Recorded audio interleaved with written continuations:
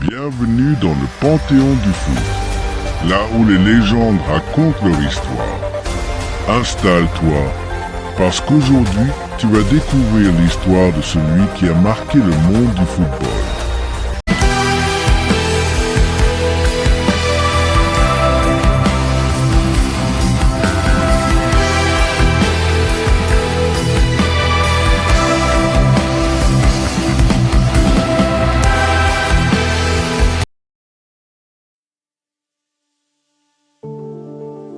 Au cœur de l'Afrique de l'Ouest, là où la chaleur écrase les trottoirs et où le soleil embrase les toits de tôle comme une forge éternelle, naît une destinée hors du commun. Dans une Abidjan vibrante, bruyante, chaotique et pleine de promesses, un enfant ouvre les yeux sur un monde où le football n'est pas encore un rêve, mais déjà un langage universel. Nous sommes le 11 mars 1978. Son nom est Didier Drogba Tebele. La Côte d'Ivoire de cette époque est un pays contrasté. D'un côté, l'espoir d'une nation jeune et ambitieuse. De l'autre, les fractures sociales, les incertitudes économiques et les réalités du quotidien qui forment les caractères bien plus tôt que prévu. Les rues d'Abidjan résonnent des klaxons, des cris des marchands, des rires d'enfants courant pieds nus derrière des ballons improvisés faits de chiffons noués. L'air est lourd, saturé d'humidité, chargé d'odeurs de poussière, de poissons grillés et de terre chauffée à blanc. Didier grandit dans une famille modeste mais digne. Son père travaille dur, souvent absent, et sa mère incarne cette force silencieuse propre aux femmes africaines, capable de porter des foyers entiers sur leurs épaules sans jamais se plaindre. Mais très tôt, la vie impose une séparation brutale. À l'âge de 5 ans, Didier est envoyé en France, à Brest, pour vivre chez son oncle Michel Goba, ancien footballeur professionnel. Ce départ n'est pas un choix d'ambition, mais une nécessité familiale. Pourtant, sans le savoir, il marque le premier tournant d'une épopée. Le choc est immense. Brest n'est pas Abidjan. Le ciel est gris. Le froid mord la peau. La solitude s'installe comme une ombre. Didier ne parle pas encore bien français. Il se sent étranger, déplacé, déraciné. Dans la cour de récréation, il est le petit Africain, celui qu'on regarde avec curiosité, parfois avec méfiance.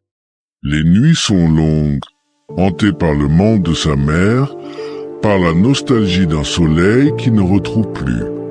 Mais un élément lui permet de survivre à l'exil, le ballon. Sur les terrains boueux de Bretagne, Didier découvre un football rude, physique, sans fioriture. Ici, on ne danse pas avec le ballon. On lutte, on résiste, on encaisse. Son corps, encore frêle, subit les contacts violents, les tacles appuyés, les duels aériens qui semblent conçus pour briser les plus faibles. Mais quelque chose brûle en lui.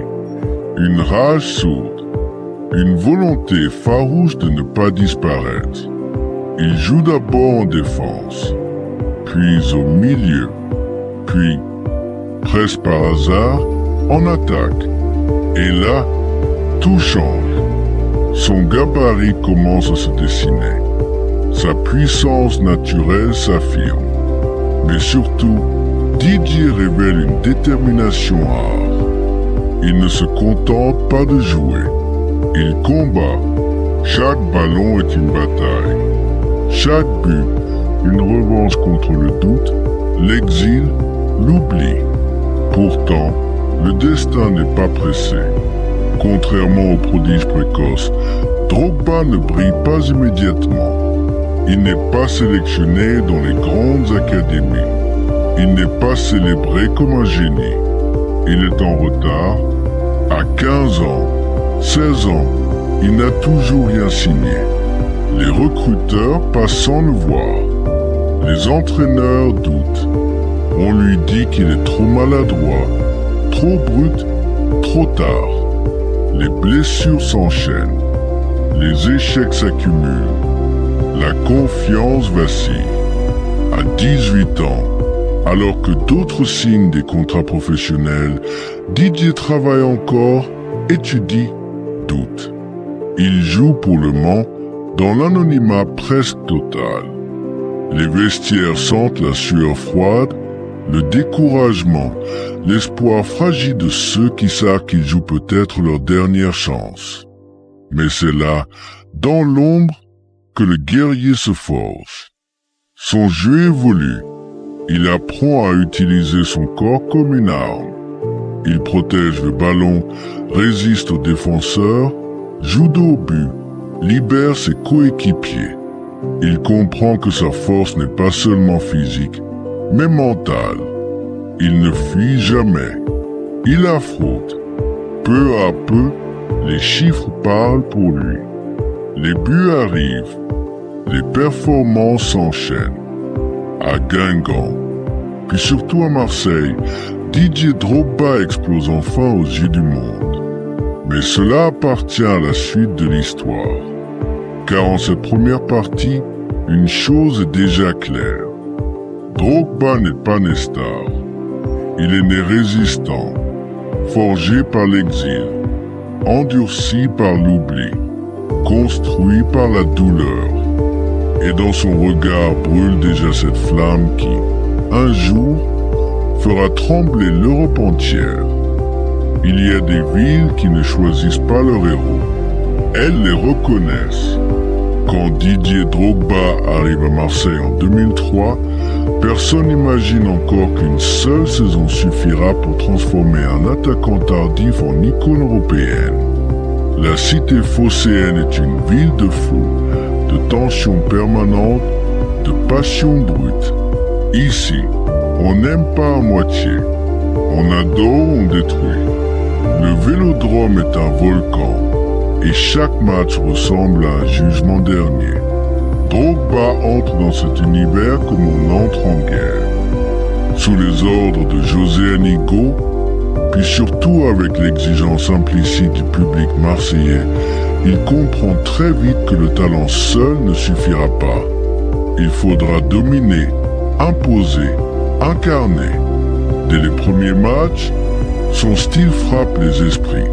Un mélange de puissance animale et de finesse inattendue. Il protège le ballon comme un lion sur sa proie. Mais il peut, l'instant suivant, délivrer une passe subtile, une frappe enroulée, un geste d'attaquant d'élite. Les buts s'enchaînent. Les défenses plient. Le stade rugit. Chaque dimanche, le Vélodrome devient une arène antique. Drogba ne joue pas, il affronte. Les défenseurs italiens, espagnols, anglais découvrent un attaquant impossible à contenir. Trop fort pour être bousculé. Trop intelligent pour être enfermé. Trop déterminé pour être intimidé. La Ligue des champions 2003-2004 devient le théâtre de sa révélation mondiale. Contre le Real Madrid, contre Porto, contre les géants d'Europe, Drogba marque, combat, provoque. Chaque duel est un choc. Chaque but est une déclaration. Marseille atteint la finale de la Coupe UEFA. Même si la finale est perdue contre Valence, une vérité s'impose. Didier Drogba est prêt pour le sommet.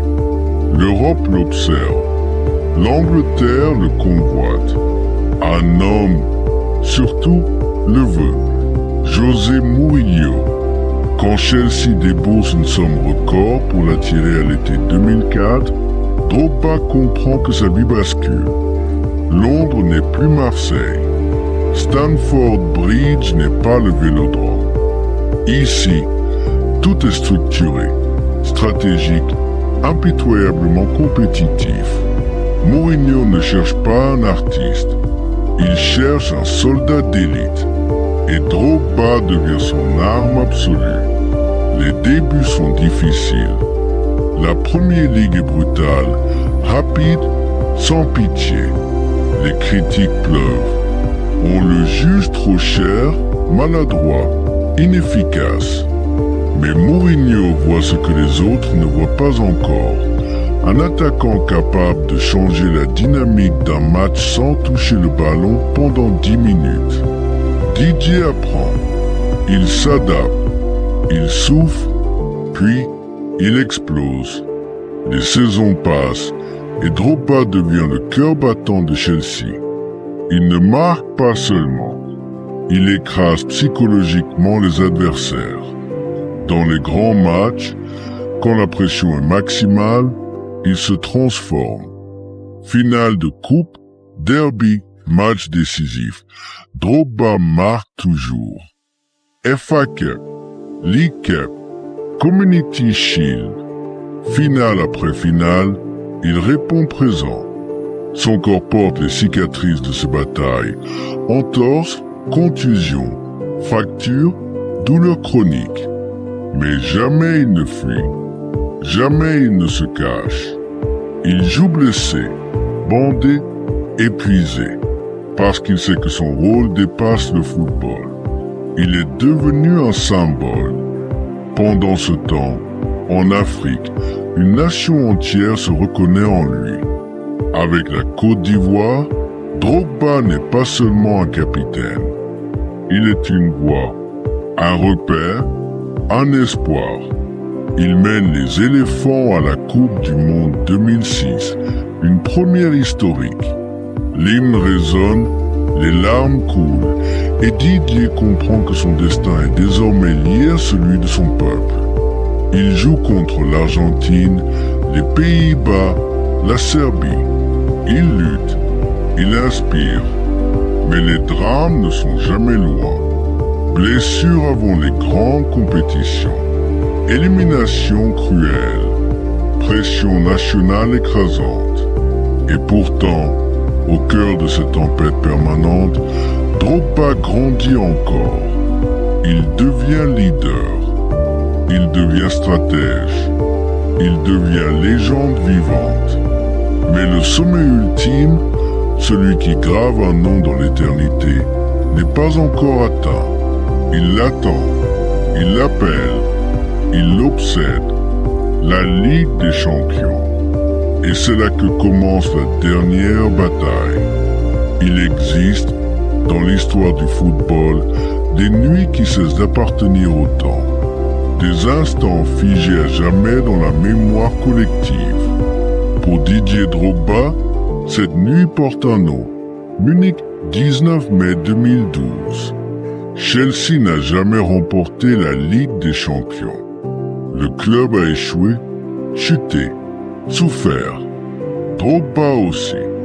En 2008, à Moscou, il a tout perdu. Le trophée, le match, le contrôle de soi, expulsé après un geste de frustration. Témoin impuissant de la défaite au tir au but. 4 ans plus tard, le destin lui offre une dernière chance. Il a 34 ans. Son corps est usé.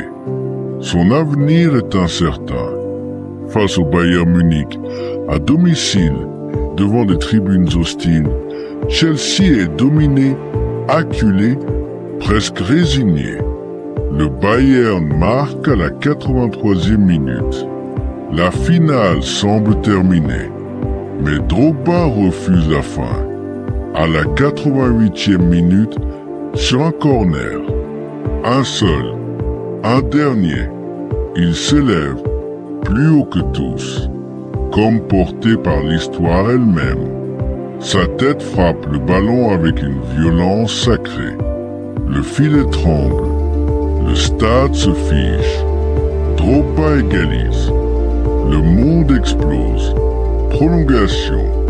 Tension extrême. Un penalty concédé. Drogba reste calme. Le tir est arrêté. Puis vient la séance de tir au but. Encore une fois, le poids du destin repose sur lui. Dernier tireur. Il s'avance. Il frappe. Il marque.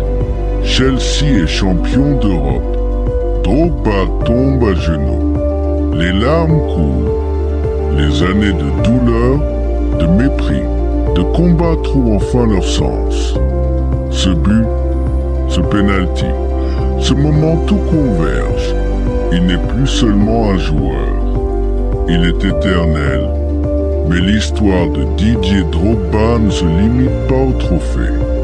En Côte d'Ivoire, son impact dépasse le sport. En 2005, au sommet de sa carrière, il lance un appel à la paix après une qualification historique pour la Coupe du Monde. À genoux, devant les caméras, il implore les factions ennemies de déposer les armes.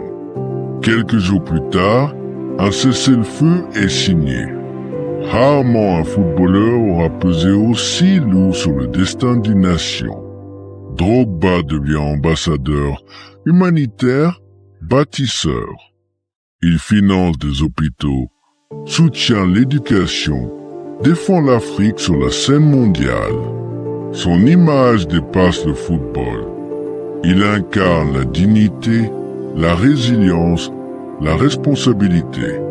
Après Chelsea, il voyage encore. Shanghai, Galatasaray, Montréal, toujours respecté, toujours décisif. Partout, il laisse une trace. Partout, on se souvient. Lorsqu'il annonce sa retraite, le monde du football s'incline. Pas parce qu'il était le plus technique, pas parce qu'il était le plus rapide, mais parce qu'il était irremplaçable. Didier Drogba n'était pas un artiste fragile. Il était une force de la nature, un leader forgé par l'exil, un homme qui n'a jamais oublié d'où il venait. Aujourd'hui encore, dans les rues d'Abidjan, de Londres, de Marseille, des enfants frappent un ballon en criant son nom. Ils imitent sa puissance, son regard, sa célébration. Ils rêvent de devenir, eux aussi, plus qu'un joueur. Ils rêvent de devenir Drogba. Et tant que ces rêves existeront, tant que le football aura besoin de héros vrais, tant que le courage primera sur le talent brut, alors le nom de Didier Drogba ne disparaîtra jamais. Je ne décide pas qui est le meilleur. Je ne fais que raconter leur histoire. Si tu aimes les vraies histoires des légendes du football, abonne-toi maintenant. Ici, on raconte leur parcours, leurs sacrifices et leurs moments de gloire.